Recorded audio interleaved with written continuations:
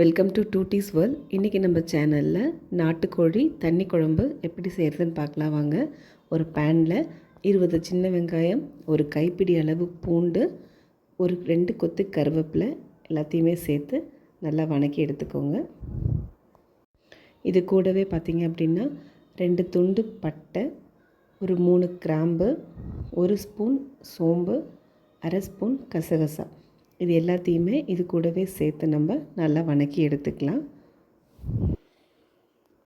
நல்லா எல்லாத்தையுமே ரோஸ்ட் பண்ணுங்கள். ரொம்ப முறுமுறுன்னு தேவையில்லை, நல்லா வணங்கினா போதுமானது. இது கூடவே நான் ஒரு விரல் நீளத்துக்கு இஞ்சி எடுத்து நறுக்கி ஆட் பண்ணியிருக்கேன். கூடவே 1 டேபிள் ஸ்பூன் பொட்டுக்கடலை பைண்டிங்காக ஆட் பண்ணியிருக்கேன். பொட்டுக்கடலை கருவேப்பிலை எல்லாம் நல்லா முருகின உடனே நம்ம ஒரு தக்காளி பழத்தை கட் பண்ணி ஆட் பண்ணிக்கலாம். கோழிக்குழம்பு நான்வெஜ் குழம்பு எப்போ செஞ்சிங்கனாலும் தக்காளி நிறையா போடாதீங்க. குழம்பு ஒரு மாதிரி இனிச்சிட்டோ இல்லை புளிச்சிட்டோ இருக்கும். ஸோ ஒரு தக்காளி போட்டால் போதுமானது. எல்லாத்தையுமே சேர்த்து நல்லா வணக்கிட்டு ஆறுனதுக்கப்புறம் 2 பத்து தேங்காய் வச்சு நைஸாக அரைச்சி எடுத்துக்கோங்க. இப்போ நான் ஒரு குக்கரில் கொஞ்சமாக எண்ணெய் ஆட் பண்ணிக்கிறேன். எண்ணெய் ஆட் பண்ணிவிட்டு தாளிப்புக்கு நான் ஒரு 1/2 ஸ்பூன் கடுகு ஆட் பண்ணியிருக்கேன். கடுகு நல்லா பொரியட்டும். பொரிஞ்சதுக்கப்புறமா நல்ல ஒரு கைப்பிடி அளவு கருவேப்பிலை, கொத்தமல்லி ரெண்டையுமே எண்ணெயிலே சேர்த்து வதக்குங்க. இது ரொம்ப ரொம்ப இம்பார்ட்டண்ட். நீங்கள் எண்ணெயிலே கொத்தமல்லி ஆட் பண்ணும்போது குழம்போட டேஸ்ட் ரொம்ப நல்லா இருக்கும். அது நல்லா பொரிஞ்சதுக்கப்புறமா கழுவி மஞ்சத்தூள் போட்டு க்ளீன் பண்ணி வச்சுருக்கிற நாட்டுக்கோழியை நான் ஆட் பண்ணிக்கிறேன். இன்றைக்கி பார்த்திங்கன்னா நான் 3/4 கிலோ அளவு ஆட் பண்ணியிருக்கேன். இதை ஆட் பண்ணிவிட்டு நல்லா எண்ணெயிலேயே கொஞ்சம் வணக்கி எடுத்துக்கலாம். வணங்கும் போதே இந்த கறிக்கு கொஞ்சம் உப்பு, கொஞ்சம் மஞ்சத்தூள் ரெண்டும் சேர்த்து வணக்கணும். அப்படின்னா அந்த ஸ்மெல் எதுவும் இருக்காது. நாட்டுக்கோழியில் வர அந்த கவிச்சி ஸ்மெல் எதுவும் இருக்காது. கழுகும் போதும் மஞ்சத்தூள் போட்டு க்ளீன் பண்ணிக்கோங்க. எண்ணெயில் வணக்கும் போதும் அது கூடவே போட்டு வணக்கினா இன்னும் கொஞ்சம் ஸ்மெல் நல்லா இருக்கும். இந்த ஸ்டேஜில் நீங்கள் உங்ககிட்ட இருந்ததுன்னா 1 ஸ்பூன் இஞ்சி பூண்டு பேஸ்ட் கூட போட்டுக்கலாம். நான் மசாலையே வச்சு அரைச்சிட்டேன். நான் இன்றைக்கி பார்த்திங்கன்னா இதுக்கு எதுவும் மசாலா அரைச்சி பண்ணலை. ஒன்லி சாந்து மட்டும்தான் அரைச்சிருக்கேன். மற்றபடி எல்லாமே இன்ஸ்டன்ட் பொடி போட்டு தான் பண்ண போகிறேன். இது சட்டுன்னு செஞ்சிடலாம்.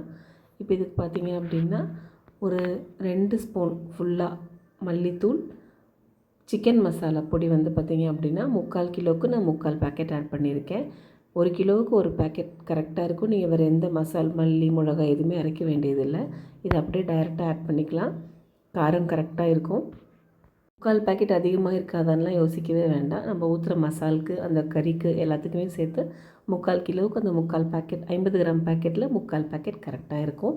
இப்போ கறியில் இருக்க தண்ணி வற்றுற அளவுக்கு இந்த பொடியோடு சேர்த்து நல்லா எண்ணெயிலே டாஸ் பண்ணிக்கோங்க.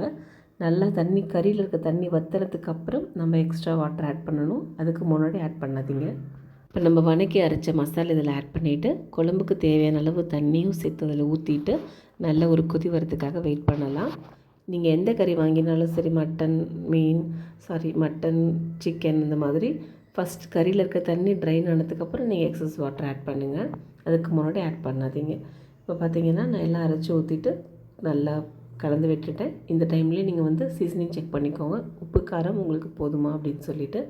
ஏன்னா நீங்கள் விசில் விட்டு எடுத்ததுக்கப்புறம் உப்பு கம்மியாக இருந்தது அப்படின்னா அதுக்கப்புறம் கறியில் பிடிக்காது. ஸோ முன்னாடியே நீங்கள் செக் பண்ணிவிட்டு அதுக்கப்புறமா க்ளோஸ் பண்ணி வைங்க லிட்டு. இப்போ ஒரு லைட்டாக பபிள் வர ஆரம்பிச்சிருக்கு.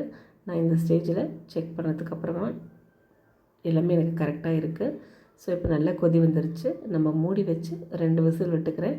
கறி பார்த்திங்க அப்படின்னா கோழியே 1 கிலோ கோழி தான். ஸோ ரொம்ப விசில் வைக்க வேண்டியதில்லை. நான் கரெக்டாக 2 விசில் தான் வச்சுருக்கேன். இப்போ 2 விசிலுக்கு அப்புறம் ஓப்பன் பண்ணி பார்த்தீங்க அப்படின்னா நம்மளோட நாட்டுக்கோழி தண்ணி குழம்பு ரெடி ஆகிடுச்சு.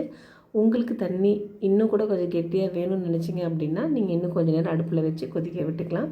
இப்போ பார்த்திங்கன்னா இந்த ஸ்டேஜ் எனக்கு கரெக்டாக இருக்கும். இது டிஃபனுக்கும் சரி, சூடான சாதத்துக்கு, பச்சரிசி பொங்கல் சாதத்துக்கெலாம் சாப்பிடும்போது தண்ணி குழம்பு அவ்வளோ டேஸ்ட்டாக இருக்கும். கண்டிப்பாக ட்ரை பண்ணி பாருங்கள். ட்ரை பண்ணி பார்த்துட்டு எப்படி இருக்குன்னு உங்களோட கமெண்ட்ஸை சொல்லுங்கள். தேங்க்ஸ் ஃபார் வாட்சிங். பாய் பாய்.